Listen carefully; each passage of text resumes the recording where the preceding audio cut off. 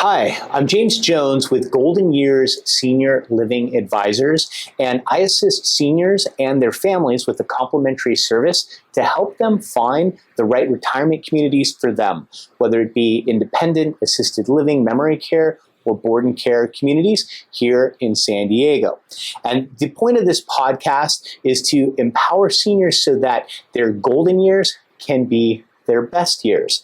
And so I have with me a very special guest, Nadia Rizvi of the RBI Institute, and she has a protocol, a service for not just seniors, but really anyone who potentially might have dementia, whether it's pre-dementia or up through mild dementia. She has a protocol that can reverse it. And it doesn't just work for dementia, it could work really for anyone who just wants to have clearer thoughts, be a little bit more connected and in tune with themselves and others. And at the end of the day, that's really what it's all about. So with no further ado, let me introduce you to Nadia Rizvi.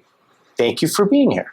Hi, James. Thank you for having me. I really appreciate it. Absolutely. Yes. Absolutely. Let's start with your telling us a little bit about what inspired you to get into this industry of helping people reverse dementia and be their best selves.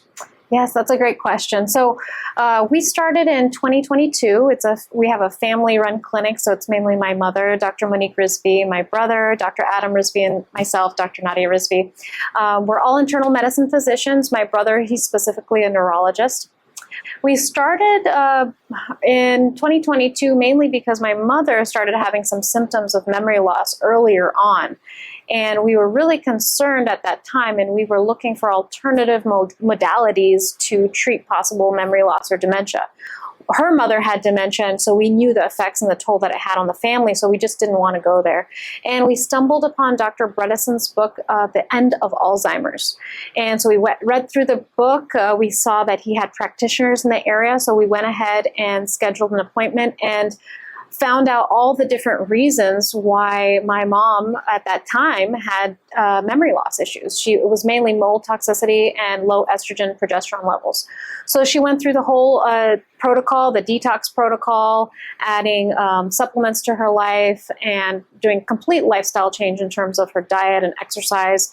And because of that, within 6 months, she regained all that cognitive deficit where she didn't know friends' names, family names, driving on the road, like all those things that were finding difficulties, all those things that come with dementia, she was able to reverse that. And so now she's one of our providers in our clinic. And that was the starting point of where we knew that we wanted to do this, we wanted to help people. And we saw the benefit because it not only changed our lives, it changed my mom's life. She now can actually continue being a provider. Otherwise, we thought perhaps she won't be able to practice medicine again. So, wow. Yeah.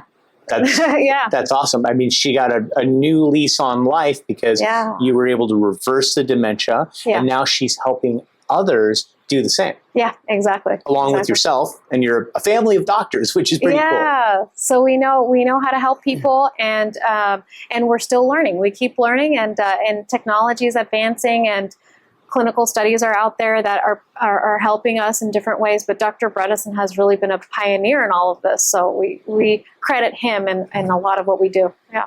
Excellent. Yeah. Now, you mentioned that there are 6 pillars to help cognitive health. Yeah. And then, not in any particular order, but one of them is eating well. Intermittent fasting is a part of that. Yeah. Can you dive into that for us and educate us a little bit on what that means exactly?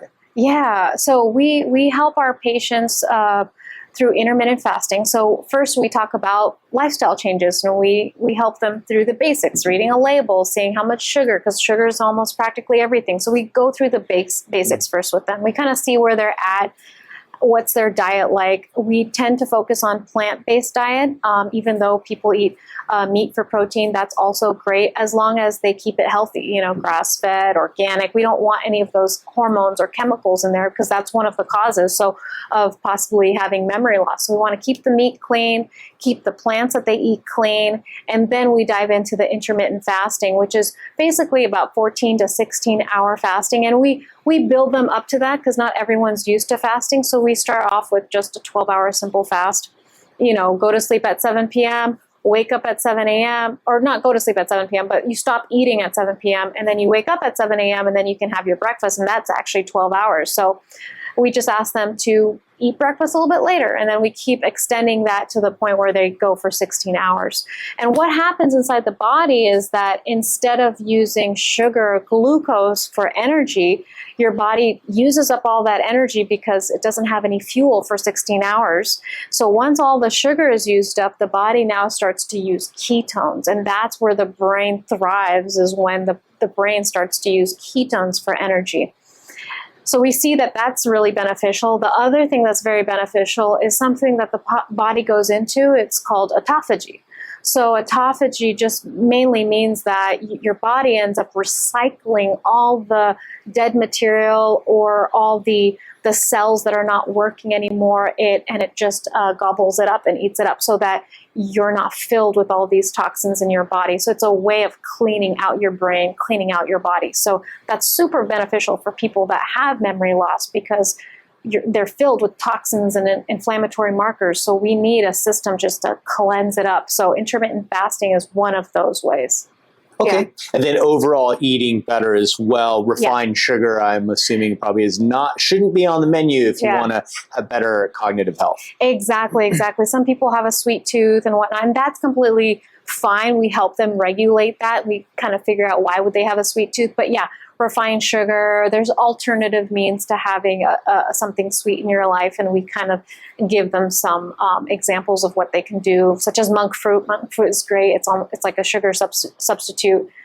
So yeah, we give them some alternatives, and then they start to change their diet that way. Yeah. Got it. Yeah. So pillar number 2, resting well. You'd mentioned earlier some people have sleep apnea. They wake up in the middle of the night or multiple times a night. This can release cortisol, which is connected to our fight and flight response. And too much cortisol isn't really healthy for you. Talk to us about that. Yeah, exactly. So, there could be multiple reasons why someone would wake up at night. So having a deep, restful sleep in general helps with regeneration. Our brain helps release all the toxic chemicals from the spinal fluid down. So that's the benefit of a deep, restorative sleep. But not everyone gets there. And it could be anywhere from just having a stressful life and not being able to fall asleep because of mind chatter to drinking a lot of water right before bed. And then sometimes it could be, like you were saying, from sleep apnea, which is basically when someone doesn't get enough oxygen to the brain. And that could be because of the brain itself, or it could be because something's blocking the oxygen pathway, maybe because they have a bigger neck or something. So there could be multiple reasons why someone would have sleep apnea. But when they stop breathing in the middle of the night, if they do have sleep apnea, not enough oxygen goes to the brain. So now you're going to have brain fog during the day. But also you have cortisol levels that slowly spike because your body is going into fight or flight multiple times in the nighttime, even though you don't realize it. So what happens is basically you have too much steroids in your system, and now your body has insulin resistance. So it's not able to process the sugar in your system. So now you have higher sugar levels. You might start to have belly fat, not being able to get rid of fat. And you're exercising so well, but you're just not losing anything. It's all because of lack of deep restorative sleep, which we can find out through a simple sleep study. Okay, so you can help guide them on what they can do to improve this and help heal themselves if they suffer from lack of sleep. Exactly, and their primary care can refer them to a sleep study test, and they can get diagnosed really quickly nowadays. Sometimes even an at-home test can do that. And then after that, they would be prescribed extra oxygen at nighttime to put over their nose, so that when they do have those moments where they stop breathing, that automatically there's oxygen anyways going into their nose. Okay. Yeah. Third pillar, staying active. You mentioned high intensive training is important, interval training, as well as maybe even training with supplemental oxygen. Yeah. Tell us about that. Yeah. So higher interval training has been shown to help people with mild cognitive impairment and dementia. It's just multiple studies have been shown, and I think that's the big push nowadays. Athletes are even doing it. It's not the long stretches of cardio anymore. Also, training with oxygen, using oxygen when you're walking or when you're running, that also helps, and that can be in a controlled environment. For example, going to a clinic or facility that offers that kind of modality. Overall, I would say staying active is the most important. So if you can't get to a place where you can do high intervals, which is high intensity cardio for a short amount of time and then low intensity cardio, if you can't get to a place to do that, that's okay. Any kind of movement or activity will stimulate the brain. So walking outside for 20 minutes, being in nature, all of that really helps in terms of staying active. Okay. Yeah. A fourth pillar is embracing stress. Unfortunately, in the worlds we live in, we all have a lot of stress. Yeah. So what can people do to help embrace the stress? And what does that mean? And what will that do for them exactly? Yeah.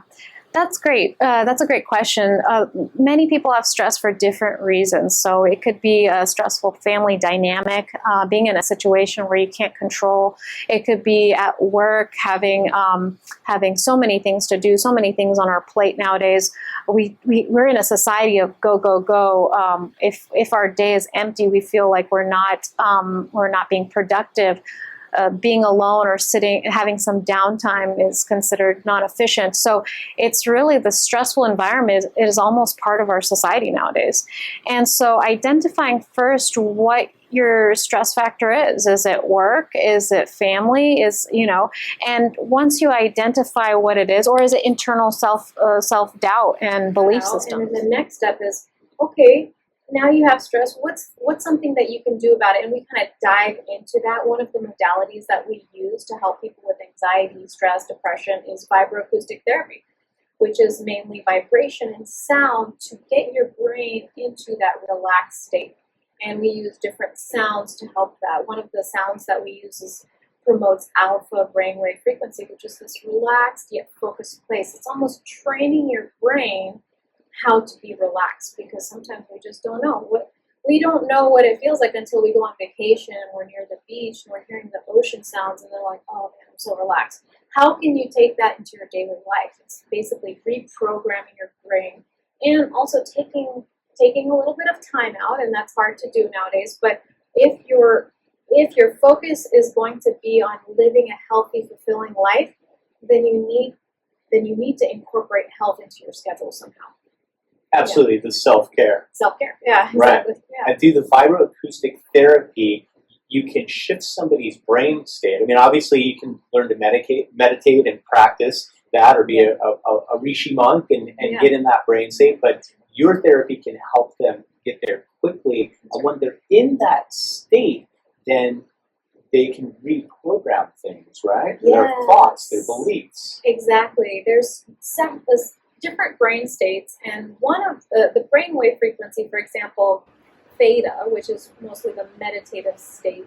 When you're in that theta frequency, you're more programmable, I would say. So if, for example, you know one of your deep subconscious beliefs, and it could be anything from self-doubt or lack of worth.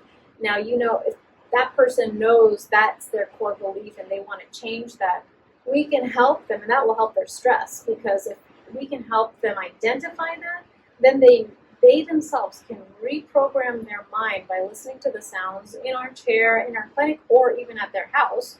By listening to the sounds and having the belief system that they want to start to incorporate, they can start listening to the sounds and then incorporating that belief system. So it becomes part of their subconscious now. Okay, Yeah. So you can help them reprogram your subconscious mind, because a lot of times no one would consciously, intentionally hold themselves back or create an obstacle in their life. We all want to have the best life possible, but a lot of times it's something subconscious that is preventing us from whatever it is that we desire, and you can help people reprogram and retrain that. Yes, exactly.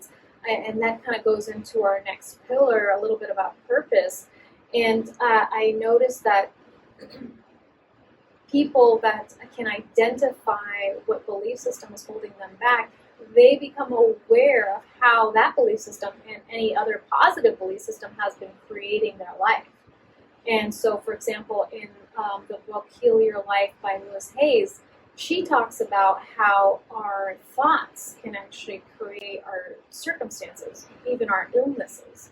So we like to dive into that with our patients and ask them, what do you think is the underlying thought that's actually causing this illness? So if it's a brain fog issue, dementia issue, is there an underlying belief or subconscious program that could be creating this? And it's a little bit deeper than most people are used to, but illnesses we find are caused by mind and thoughts. Yeah. Okay.